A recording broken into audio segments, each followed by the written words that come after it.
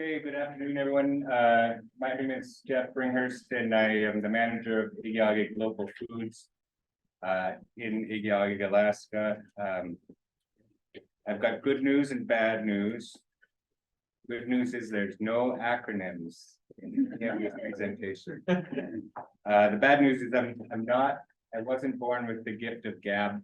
I can work all day, but Lord help me if I have to talk about my work. So I'm a little scripted here. I'll give myself a D for contact, but manager of Igiugig Local Foods for about and let's see. Oh, yeah. Just a little bit about Igiugig. Our village is in the Bristol head. We're right where the biggest Lake Iliamna flows into the Igiugig River and out into Bristol Bay. And it is beautiful, crystal clear water in that lake and flowing down our river, and we can drink right out of the river whenever we want to, and it's really a valuable resource. Oh, this is missing. For some reason, it didn't show the Q at the end, but Igiugig is actually derived from a Yupik word, Igiugig, which means like pouring water down the throat. So we sit at the throat where Lake Iliamna drains into Igiugig. There's actually a lot of Igiugig all over Yupik country. We just happened to get the name for the village. I moved to Igiugig as a teacher, and I met my wife, who was born and raised there. These are our three older kids. It's actually an old picture back from when the kids were fun. They're all grumpy teenagers now. And bringing up the rear is my karma child, as my siblings like to joke. So, pray for me. So a little bit about our operation. We built this greenhouse back in 2008. It's about 1,000 square. I'm sorry. We built this back in 2008. It's about 1,000 square feet. It's got a cement floor that's piped with heating lines so we can heat it with a wood-fired boiler. This is our chicken coop. Got a paint job this year, so it's looking nice. We give free eggs and others, and also we adjust our prices for lower income residents. We built these equip funds. They're both about 1,000 square feet as well. Here's just some pictures from the inside. Spring planting and then summer. And then lastly, we planted a small apple orchard last fall. Since there's very few fruit trees in our region, we decided to experiment a little bit. So we planted 40 trees, 17 different varieties, what grows well in our soils and climate. So they've been in our soils now for a full year, and so far so good. What growing zone are you guys?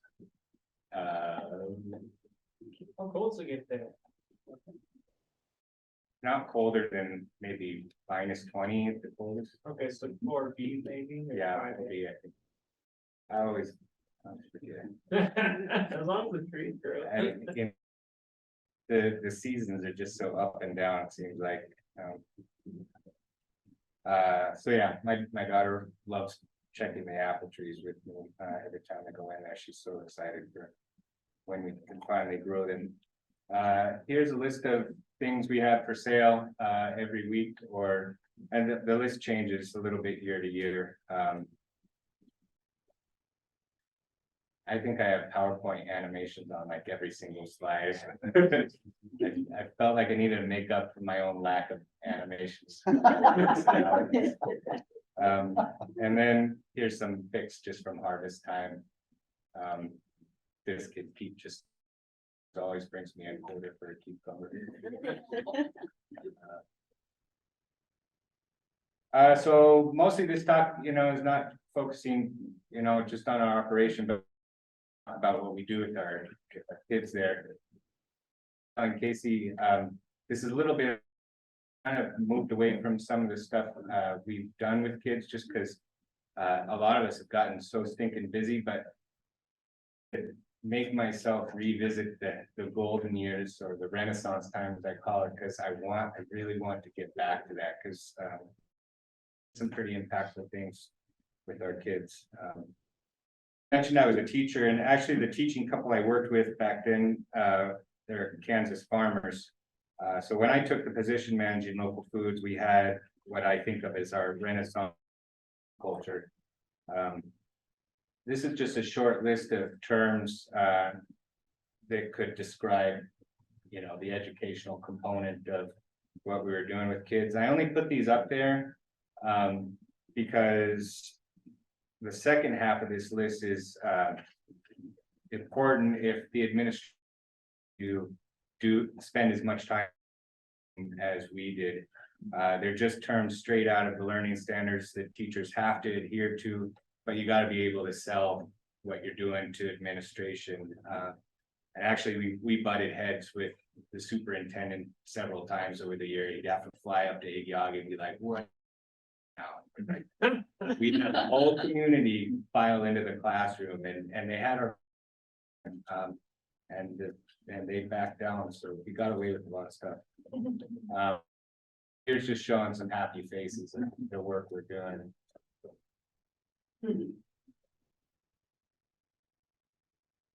Kids using a wood chipper. I don't know about that. I don't.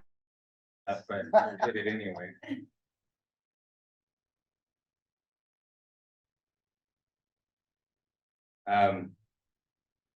In this slide, I just highlighted a few things we did around fungi and mushrooms. In the picture, the students are cutting and weighing salad mix that they've grown. Experiment was to water one set of containers with plain river water and a second set with river water inoculated with mycelium and in characteristics.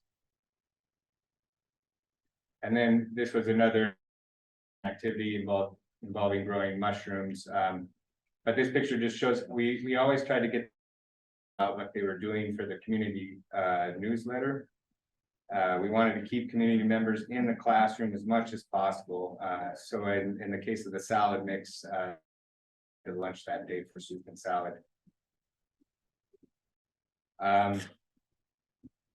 Chickens, the school kids have been involved with taking care of the hens for years. They've all been a part of the whole circle of life there, taking fertilized eggs from under the hens while they're warm, to incubating, feeding, raising, waste management, and when the eggs slaughter. I don't know if you can read this. This one cracks me. This is another one. We used to have a school blog, but read the first paragraph if you can. On the 19th of January, 2015, we killed and plucked chickens. First, we chopped the chicken's head off and watched it run around and die. And all the other chickens, we only slit the jugular. The jugular is on the left side towards the back of the neck. We put the chickens upside down in a cone and slit its jugular, and I think it was brutal and violent. Watching them get killed. Never see another school blog like this. For a few years, I tried raising pigs as a way to divert food waste from the landfill. Domesticated livestock was kind of a novelty for us, and I might have traumatized some kids who. The first year we butchered, our health aide took the organs and dissected them with the high school class. I just had to enlarge the face of my daughter. Also, maybe too young. Another experiment aimed at diverting food waste, compost bin at the landfill. One pile used assorted food scraps as the primary nitrogen, salmon carcasses, and a third was chicken manure. And the students correctly hypothesized that the salmon pile would be the more nutrient dense at the end of the composting cycle. And they presented their findings at the district science competition and won. Like I mentioned, the Igiugig and the Igiugig, probably about half the villages prefer to haul their drinking water straight out of the river. I'm also the water operator for the village, so I pull water out of the river and I treat it and I chlorinate it. People don't want that, they want straight river water. So for a while there, the elementary class was in charge of testing pH and turbidity and presence or absence of E. coli. We do have a small bit of E. coli in there, but we've all got it in our stomachs now, so. They do it every fall and spring. Igiugig is the first village downstream of the proposed Pebble mine. So we really wanted to instill guardianship and stewardship over our drinking water and over the precious habitat of millions of sockeye salmon are swimming up this river every year. It's a really healthy fishery. And then here's a video. Casey, you might have to start. And what time are we at so far? I think we're doing pretty good. It's 4:12. Okay. See, We can watch like a minute and a half. need to make sure that I share sound, I think, on this, so. If it doesn't work, it's not a big deal. Yeah.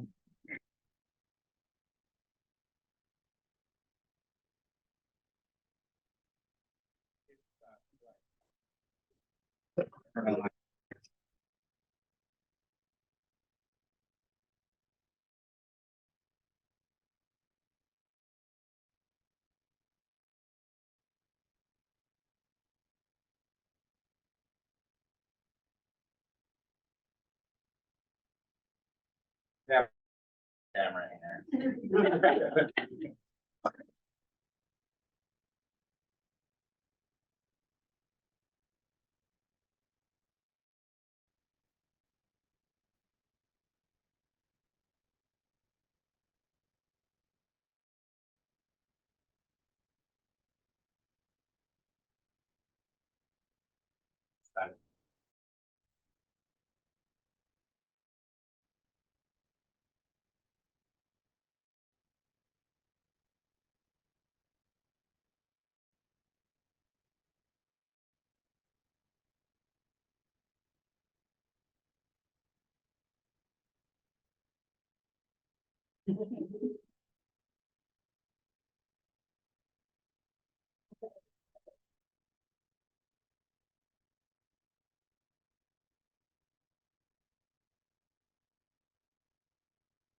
All right, that's fine. And you just put a little river water in there and then you put it in a chilled water tank in our classroom and the kids would watch them hatch and up through the end of the school year, and then we'd let them go in a landlocked lid. There's certain rules to doing that, but it's really cool for the kids. Every year for years got to have that experience and know what's going on in the river and the lake before those smoke head back out to the ocean. Further in their salmon studies, we were able to partner up with Fish and Game and get our kids on the river doing smoke counts in May. The student who wrote this newsletter article is now a fishing guide.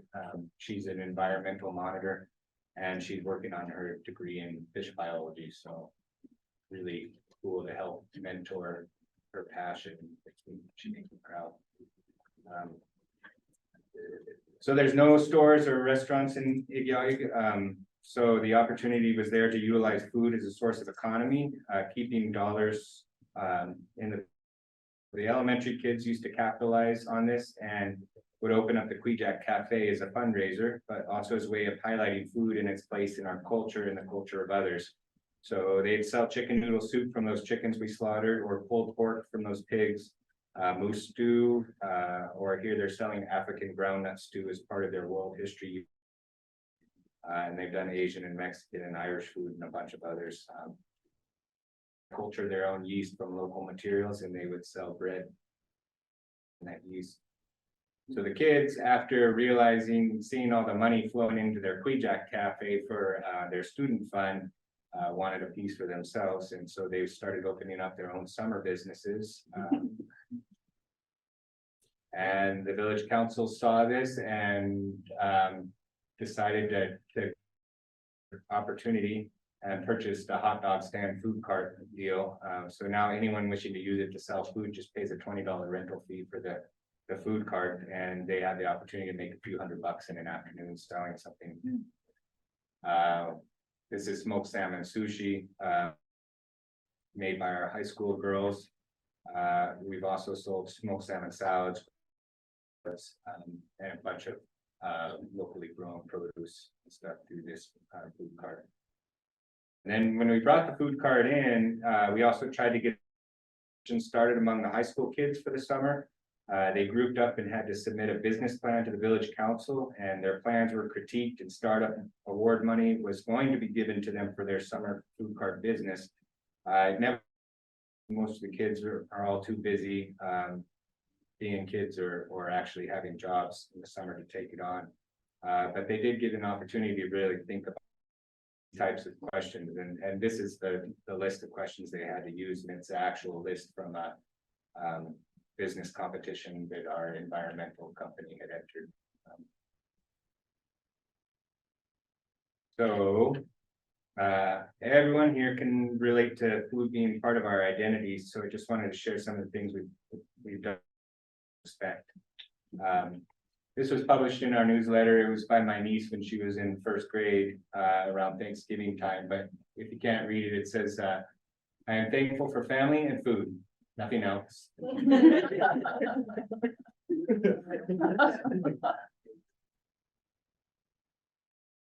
That's the Kansas teachers and their family I was talking about. I just wanted to give it an example, kind of how some of these learning experiences come about.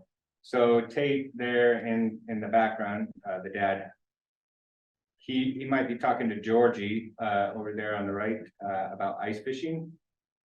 Georgie, if a particular lake close to the village has any pike in it, Georgie will laugh and tell him no, only blackfish. Tate's never heard of blackfish, so he starts asking questions, and Georgie will say, yeah, they're these little mudfish about the size of your finger.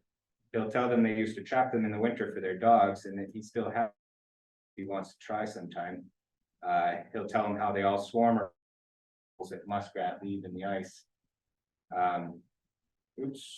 Tate will go home fascinated and look up blackfish and find out that nobody really knows too much about, even though they're a really fascinating fish, how they're one of only a couple fish in the world that can actually, how many elders have reported that blackfish can freeze and come back to life when they're thawed, how the symbiotic relationship between blackfish and muskrats work. He'll mention to Alexandra that on Friday they're going to Skating Pond, which is now renamed Blackfish Lake, to chip a hole and set a trap. Alexandra will remember that old man Mike had mentioned blackfish in an interview she had with him years ago, and she will take this transcript. And I can read that. This is old man Mike. Everything is going to be changed when starvation comes. That's what our folks told us. God that eat the ground, sucker fish and the little blackfish that eat the ground. That's what we're going to have when the starvation comes. And they told us to spot, know where to get them when the time comes, because we don't know when it's going to happen, but we know they're going to come sometime. So the kids will trap the blackfish, bring them, study them and the recorded transcripts, and also eat them. Boy, it tastes like mud, by the way. Christina's grandmother, Mary, will be invited to the blackfish brunch, and she'll share that she used to keep a to tell the weather, and so a few of the biggest, healthiest blackfish will be spared as weatherfish for the school and as a present to Mary. So those blackfish, they live in swamps and ponds and stuff, and when they come to the surface, it's the weather.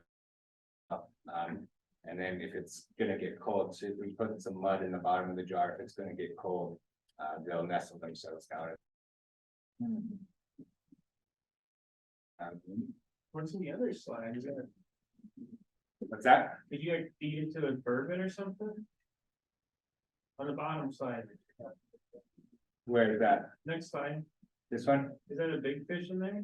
No, that's that must be the one we gave to Mary or something, and then that's the one we kept in the school. That big thing's a blackfish? He's pretty small. Okay. He's maybe like, you stuck up your thumb and Sorry, I got mixed up.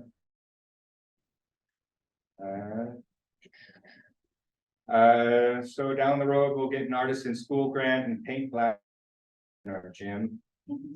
And we've also done some similar dives into snowshoe hares and speckled belly geese. Which brings me to Goose Camp. It's an annual 3-day event born out of the necessity to get the kids outside in April. Lots of different things there. We focused on Yupik language, anthropology, archaeology, primitive tools. We do service projects. There's a chili cook-off and a spring concert, but it all just started out with the idea that the kids had spring fever and we needed to get them out of the school building. So we did a unit on speckled belly geese. Let's find out everything we can about them. Let's draw them and paint them. Let's go camping and have airsoft gun shooting competition at geese targets, archery competitions, goose stew, and we'll do it all that last week of April. Geese are passing through and we'll call it Goose Camp. And I think this year was like our 8th, 9th year doing Goose Camp, and everybody gets excited for it every year. It's just an exciting thing in Alaska in general, and the migratory birds are. Which we're at the food challenge now. So in the midst of all these learning experiences for the kids and for ourselves comes along the local foods challenge.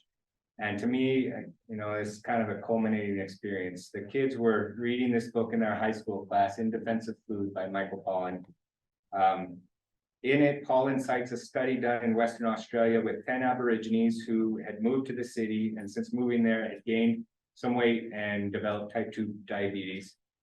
So this doctor researcher enrolled them in her study, where they returned to their homelands, and for 7 weeks they ate only their traditional food.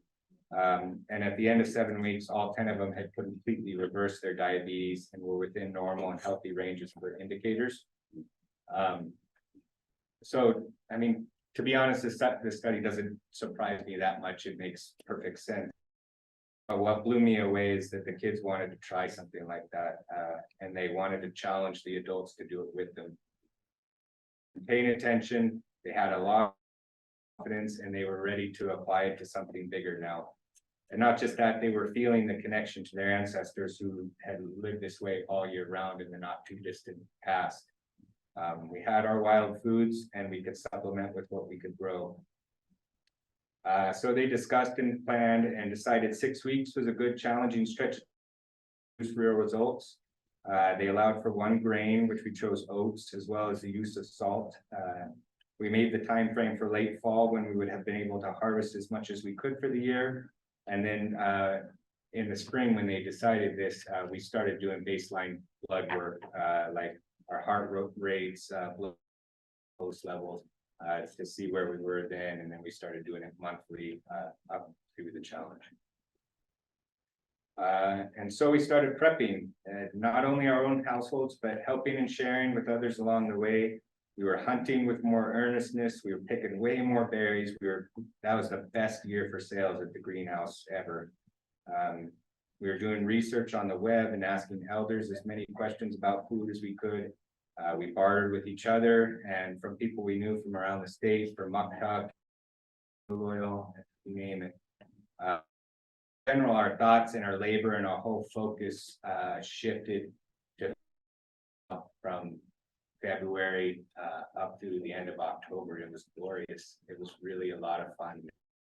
Much community mindedness in that time. And come September 17th, it was ready or not. This is a survey, a weekly survey the students gave out.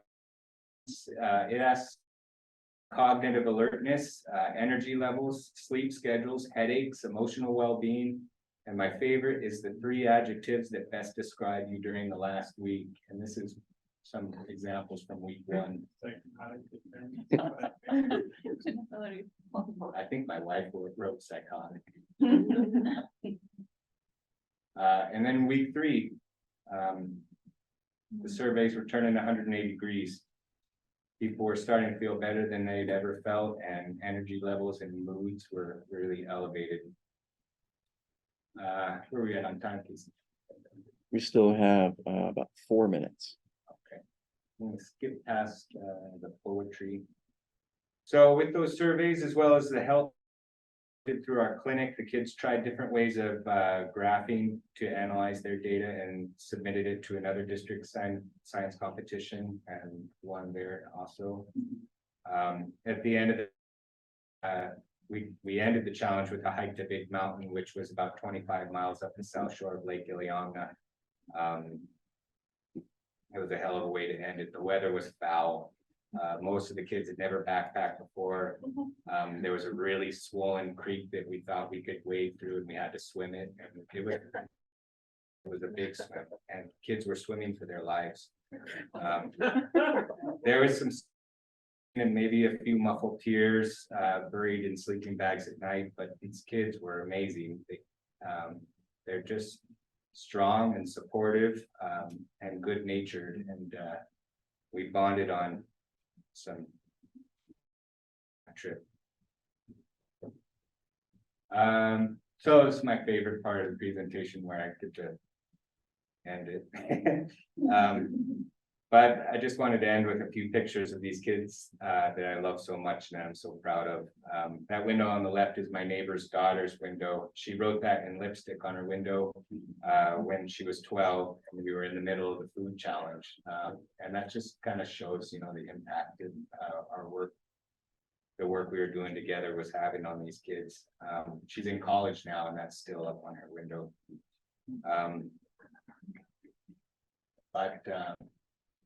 That's what it's all about right there, and I'm very thrilled and humbled and grateful that I get to be a part of it.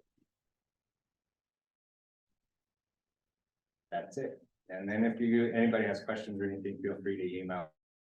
Igiugig just became a .gov. We're really proud of that. So.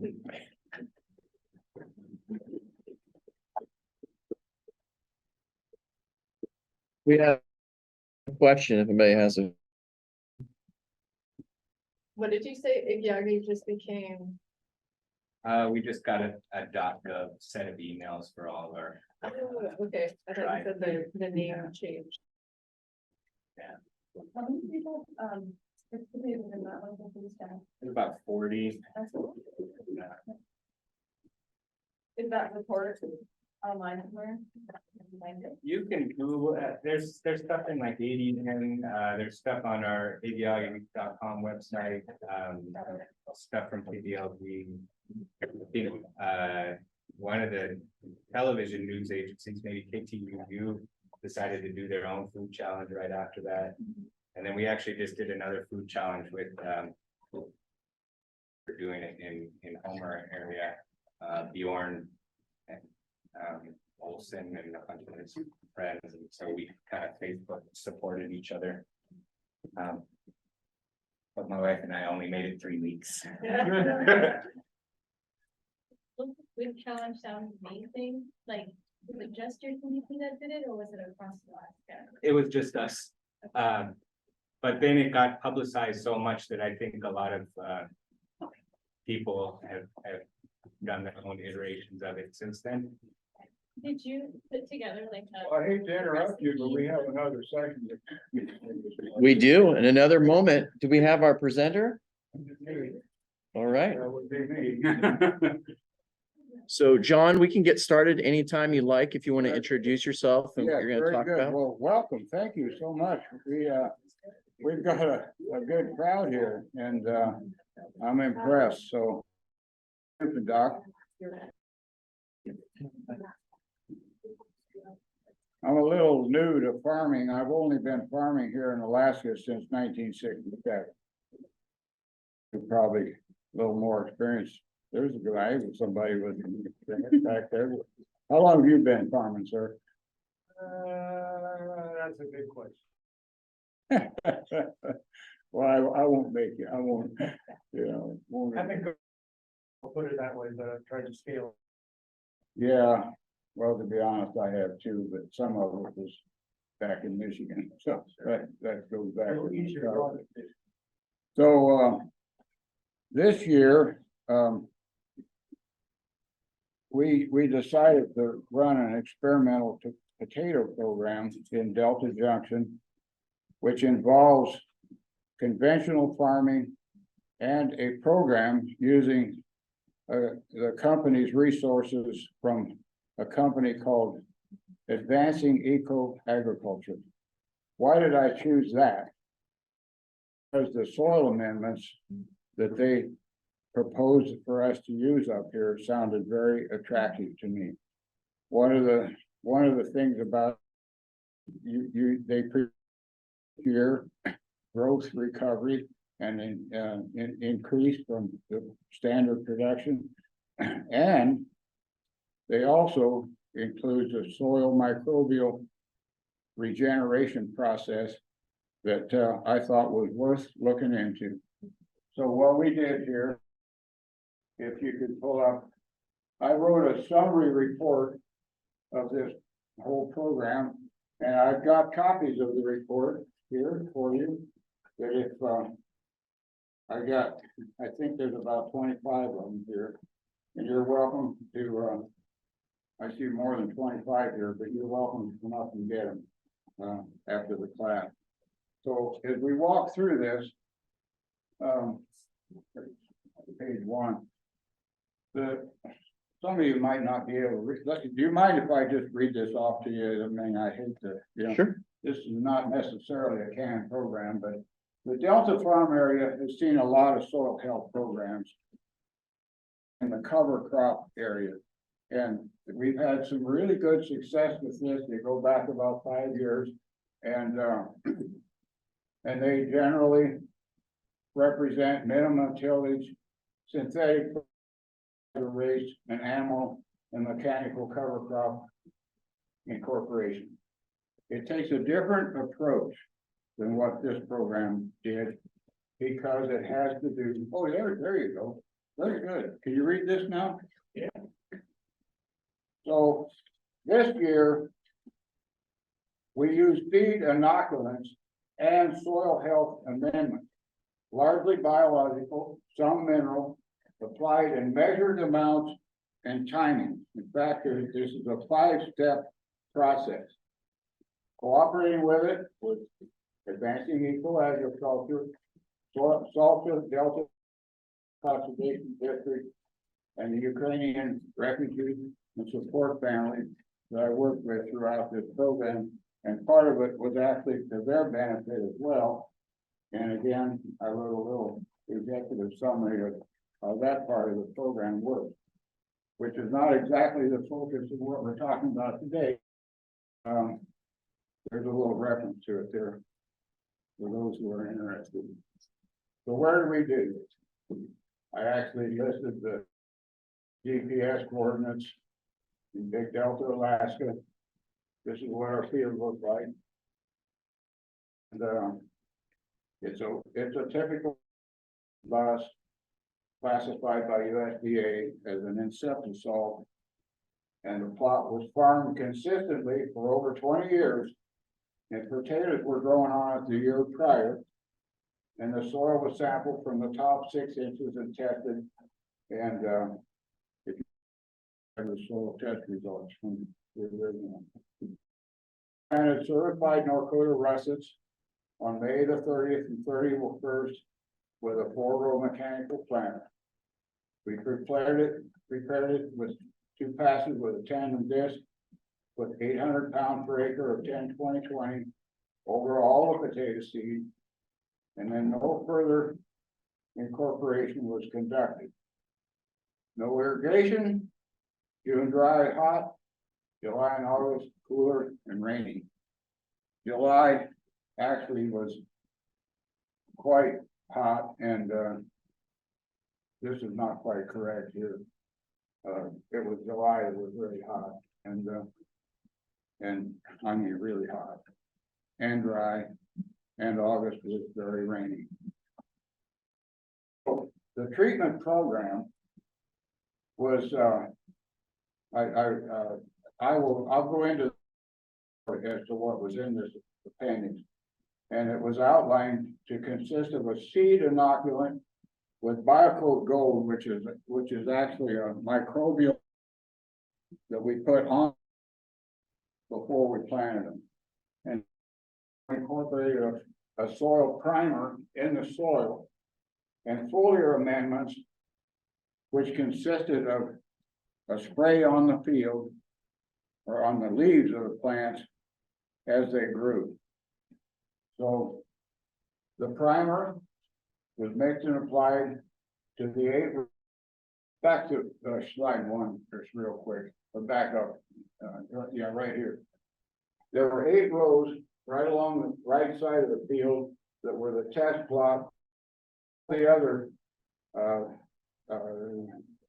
24 rows were just the standard fertilizer.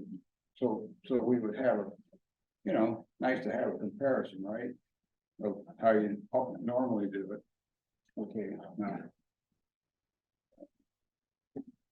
So then we put on the primer.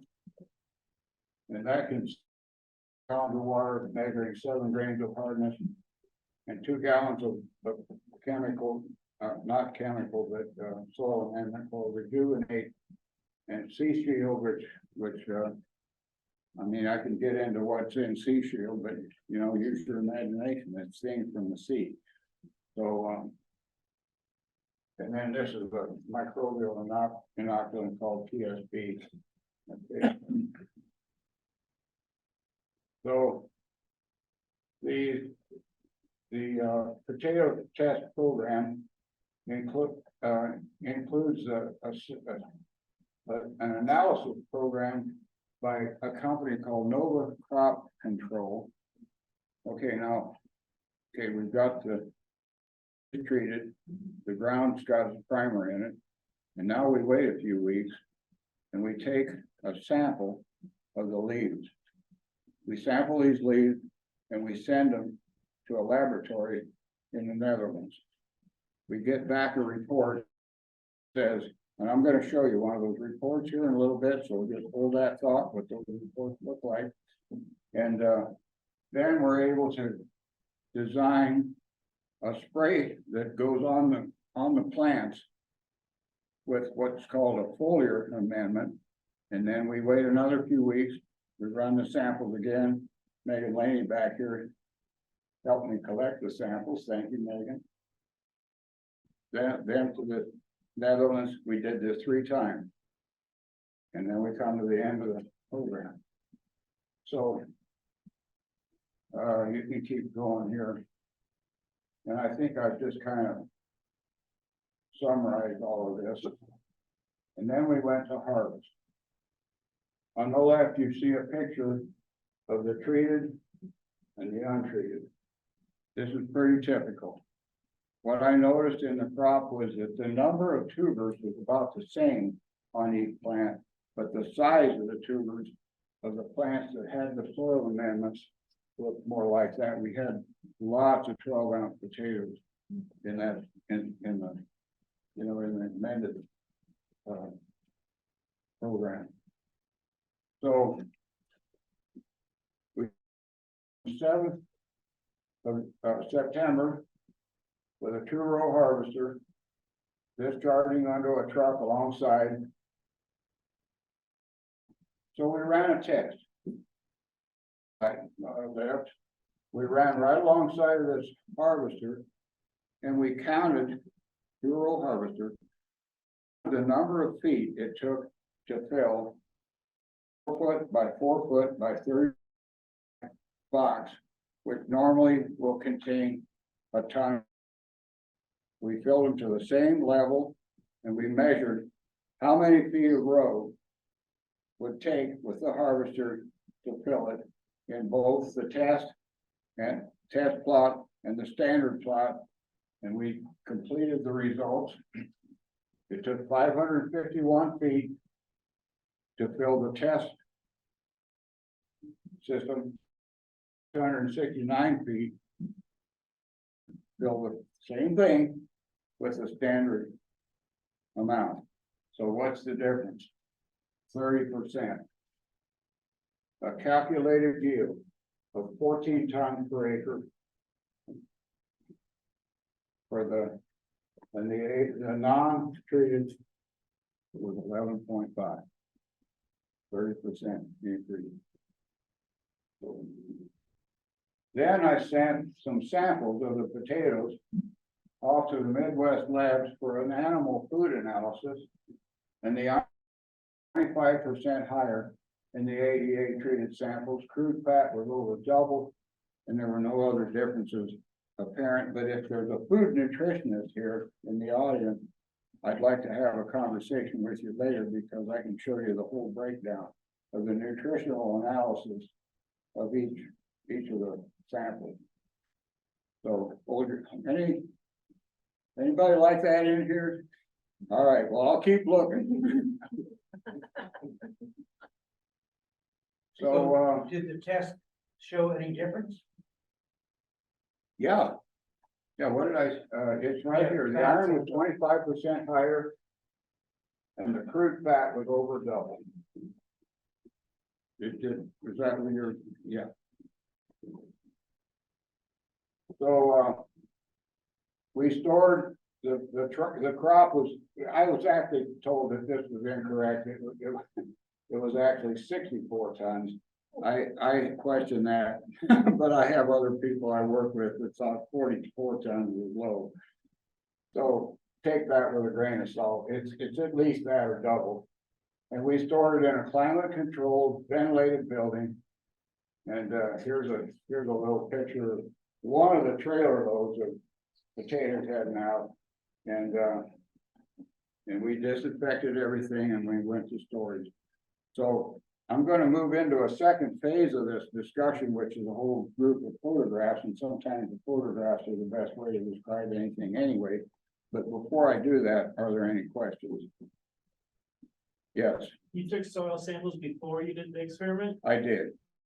samples after the experiment? I did not.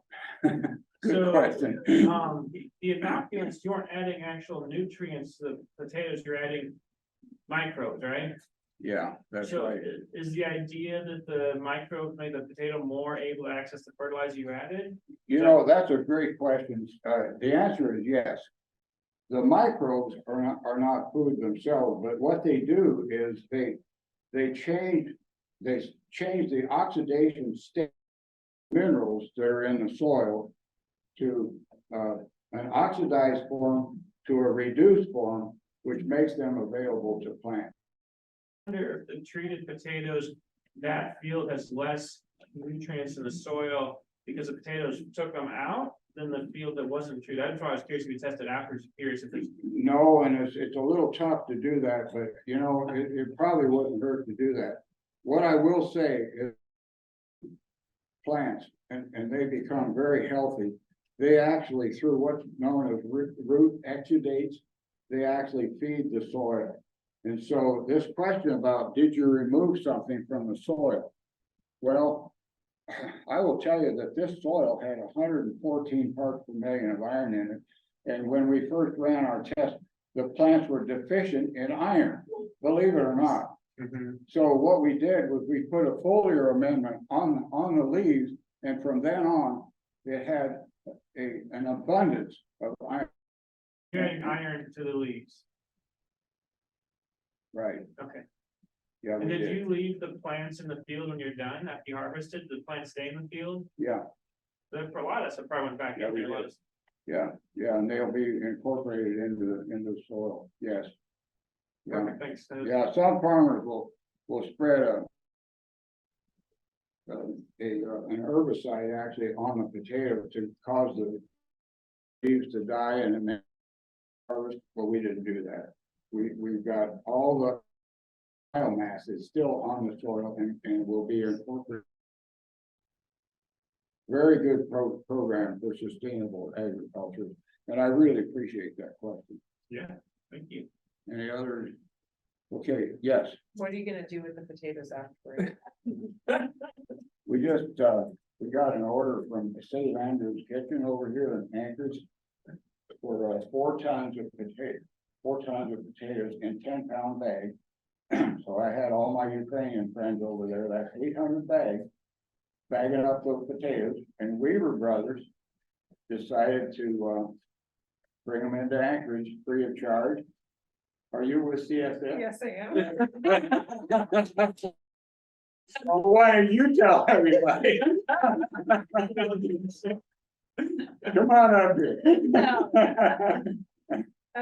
They got delivered safely to Anchorage. Isn't that wonderful, you know, and, yeah, so it's a, you know, this is really what it's all about. It's more of a humanitarian effort. It's more of a soil rejuvenation effort.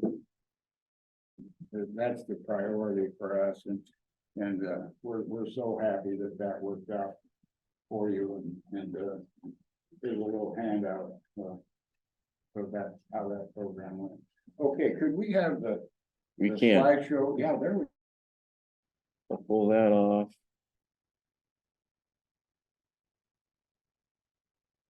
Yeah, let's go back to Mhm. number one.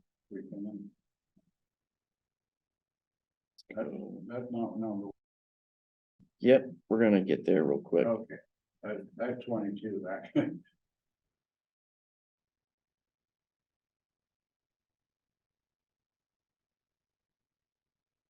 Gotta also share this with the, Where's Kaylee at? Kaylee's not here. Kaylee Gash from the UAF came out and, whoop, gotta share that with the people that are online, because you're live streaming on video camera to the rest of the world. oh, no. I should have announced that.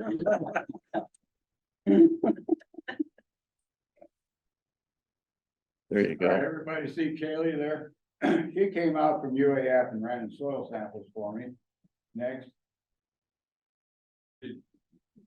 And here is the soil sample report from Midwest Labs. You asked about that. It's So you have one on there? um, I'm gonna I sneak up to the. don't have a copy of that in print. Don't mind me. Don't mind you. And there's actually, I ran molybdenum also. Oh, yeah. The iron sample is missing from here, but I had a neighboring soil sample, it was at 141. And all the others, The iron's at 141? yeah, That's hard pretty to good. know, yeah, plenty of iron, except it wasn't getting into the plants. And then, You want a copy of this? how's your manganese compared to your iron? Um. Cause I couldn't see manganese on there.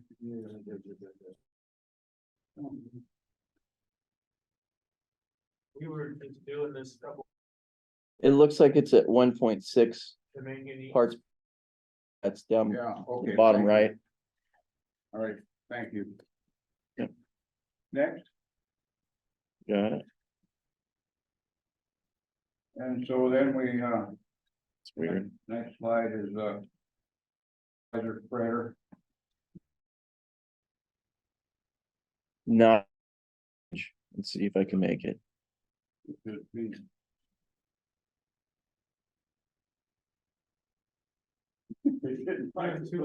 Why is it? Yeah, You can see it over, yeah, you can see it here. It's Yeah. just the fertilizer spreader. It's 10, 20, 20, 800 pounds to the acre. Let's move on. you wanna go further? Sure, what if we do it with this? Think? The thing is, that it's in portrait, and so because it's trying to put it on a slideshow. On this, Yep, you can use that. that. And this is our 2-row planter. These are the first 8 rows, and if you'll notice, I left a row right in here. The reason for that was so that I could get my foliar spray rate through without running on the potatoes. All right, critical points of influence. Hook stage, swelling, and initiation or tuber growth stage. These are the 3 stages of growth in potatoes.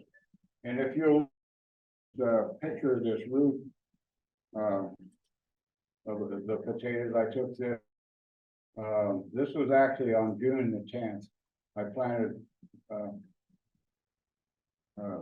March the 30th. On June the 10th, we were starting to see tubers, the AEA, plants.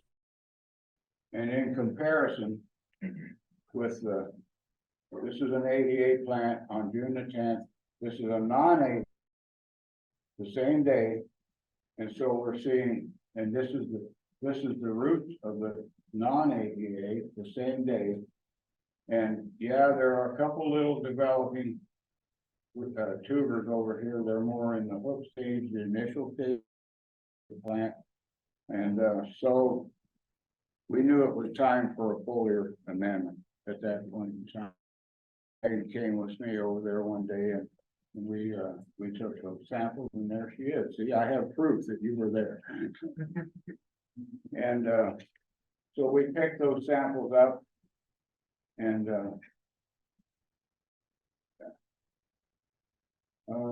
this picture right here. They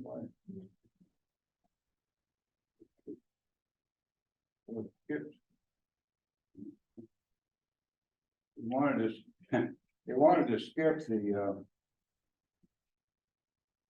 oh, here it's showing a couple of them at the same time. Well, let's just look over here. See here we had old leaf samples and young leaf samples, and the difference was the coloring. The lighter color were the young leaves, the colors were the old leaves, and we sent samples of each of these leaves into this laboratory in the Netherlands. And here is an actual copy of the report. I want you to notice at the top on sugars, the blue area there means adequate.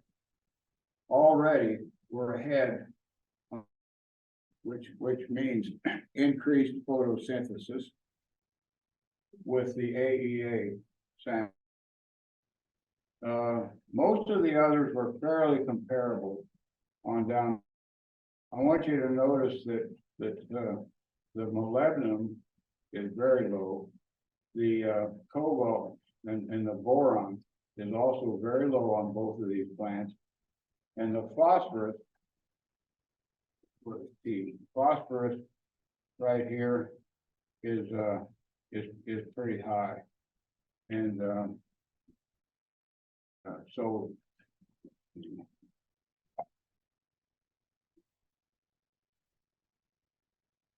Right again. okay, now on August the 7th, we as a result of the second leaf test, we ran another sample. In this case, the AEA is way up in the middle of the sugars, and I meant to comment about the iron. A little bit hard to. Where's the iron at? Well, I can just tell you, the iron was low at first, and so we put in an amendment on the iron, and it came up dramatically. This is an actual photo of the AEA program that I did and the dates that I did it, and all these dates and everything are shown here. We planted. I applied the fertilizer on June the 3rd. We planted the potatoes on 5/30. I did the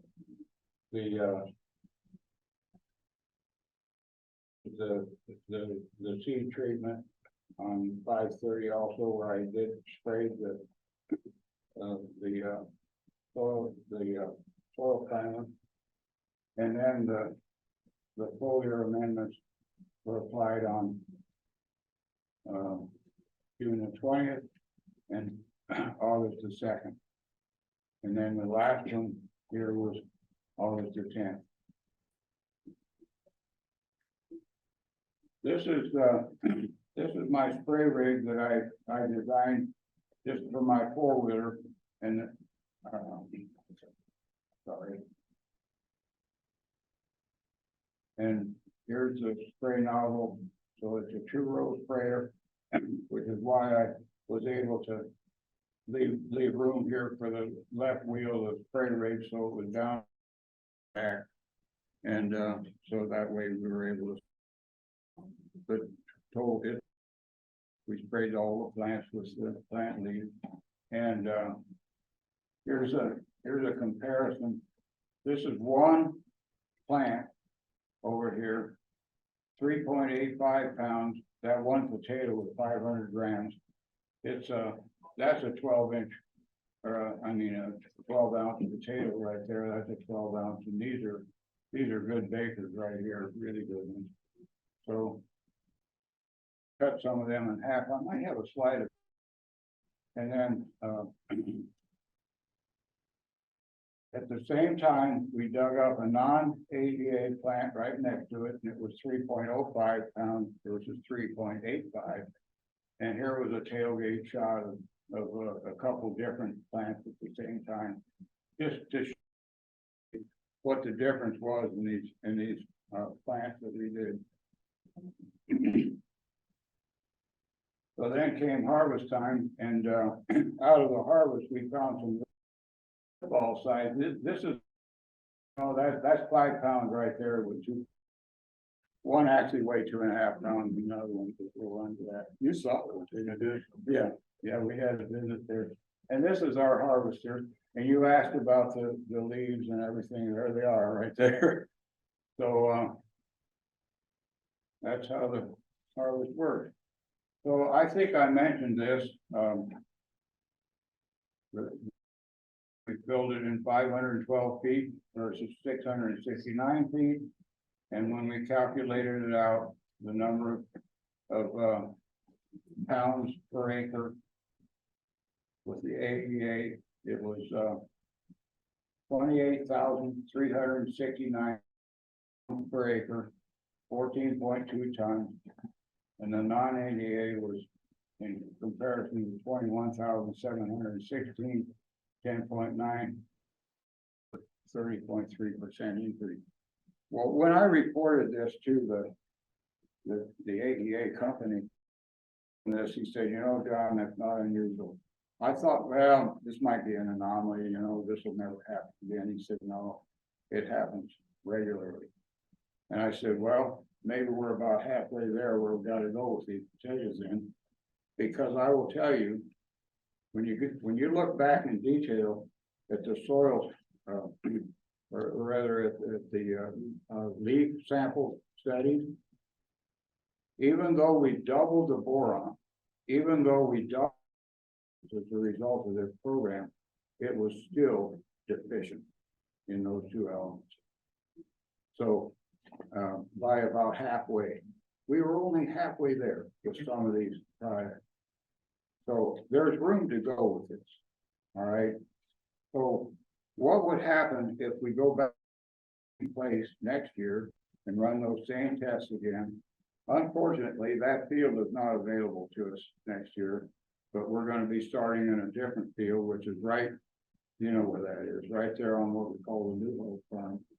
And so we'll be restarting the program again, but this time we're going to be, we'll plant here 1 year, we'll plant there the next year, we'll plant here the third year, and so on. So we'll have it'll be a rotational schedule, but it'll go far out into the future. So stay in touch.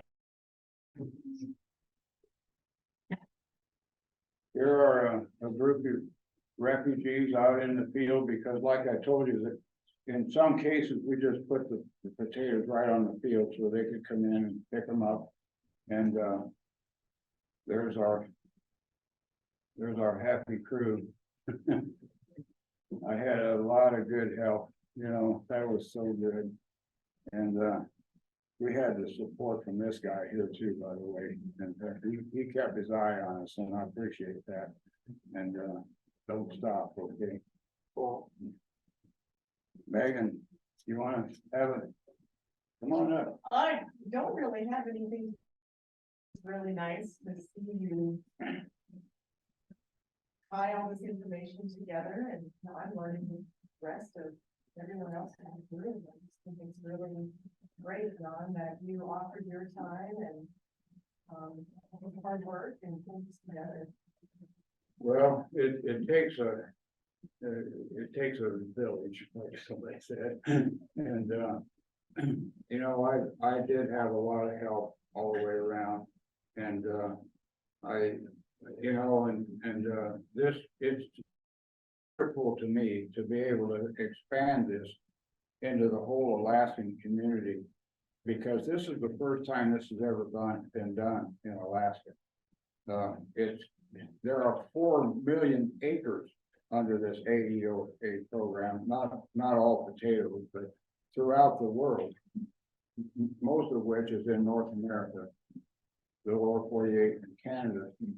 But we have a situation here in Alaska that is uniquely different because of the number of growing degree days, the length of the period, the temperatures that we have, all different than what the experience gleaned from is meaningful, but not exactly applicable to us because of our conditions here that vary so much. And so I would invite any of you who might be interested in this. There are some handouts here about analysis program, about how the regenerative soil primer works, and about how, and I'm not a salesman for AEA, but I will tell you that if you're interested, there are some handouts here, help yourself, and they're on the internet. Write this name down, Advancing Eco. The proponent of it, the guy who pretty much came up with it, is an Ohio farmer named John Kemp, K-E-M-P-F. And you'll find him on various YouTube. And if you want a challenge, listen to him. He's a really good lecturer. And from his lectures actually is what drove my interest. So it might drive yours as well. John, is there copies of any of the paperwork you presented available online for people that are maybe across the state? If at Doc at Gmail, JONDUFENDACH at Gmail, I'd be glad to send you a copy of any of this. Help yourself, but meanwhile. The AEA have any reps up here for? No, the fellow that I is in Pasco, Washington. And so he's learning about Alaska as we go. Yeah. Mhm.